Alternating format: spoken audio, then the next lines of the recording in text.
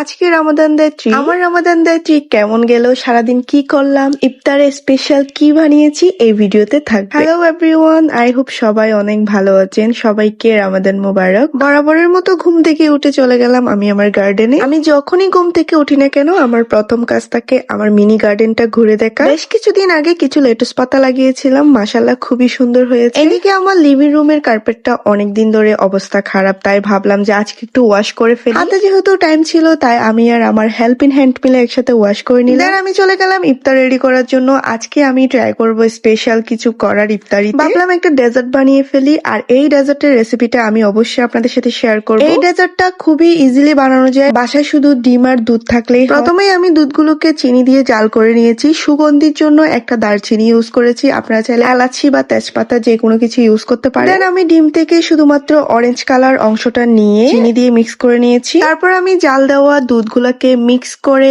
একটু কর্নফ্লাওয়ার দিয়ে খুব ভালোভাবে মিক্স করে নিয়েছি। এরপর আমি আবার চুলায় রেখে একটু ভ্যানিলা এসেন্স অ্যাড করার পরে 3-4 মিনিট পর যখন ঘন হয়ে আসে তখনই আমি এটা নামিয়ে নিয়েছি। আমার ডেজার্ট একদমই রেডি। আমি এখন ফ্রিজে ঠান্ডা হওয়ার জন্য রেখে দিয়েছি। আপনারা চাইলে আমার ভিডিওটা একটু ভালো করে দেখলেই বুঝে যাবেন প্রসেসটা খুবই ইজি। যাই হোক, আমার ডেজার্ট বানানোর পরে যে ডিমের সাদা অংশটা ছিল এটা দিয়ে ভাবলাম আমি একটু মেয়োনিজ বানিয়ে ফেলি। মেয়োনিজের রেসিপি কি আর বলবো, এটা আই হোপ সবাই পারে, তবে আমি যেভাবে বানিয়েছি এটা অনেক ইজি আর খেতে অনেক মজা। কারো যদি আমার বানানো এই মেয়োনিজটা পছন্দ হয় বা রেসিপি লাগে আমাকে অবশ্যই কমেন্ট করে বলবা, আমি কিন্তু এই রেসিপিটা দিয়ে দিব। এই মেয়োনিজটা সব ধরনের সসকে বিট করতে পারবে, এটা এত মজা খেতে, যে কোনো ধরনের ভাজা পোড়া এটা দিয়ে খেতে দারুণ লাগে। এখন আমি আমার বানানো ডেজার্টটা একটু ডেকোরেট করে নিচ্ছি। এই ডেজার্টটা দেখতে যেমন লোভনীয়, খেতেও অনেক মজা। আপনারাও চাইলে বাসায় ইফতারিতে ট্রাই করতে পারেন। যাই হোক, এখন ইফতার টাইম, সো আমি সবকিছু রেডি করে দিচ্ছিলাম। সবাই আসবে এখন ইফতার করার জন্য।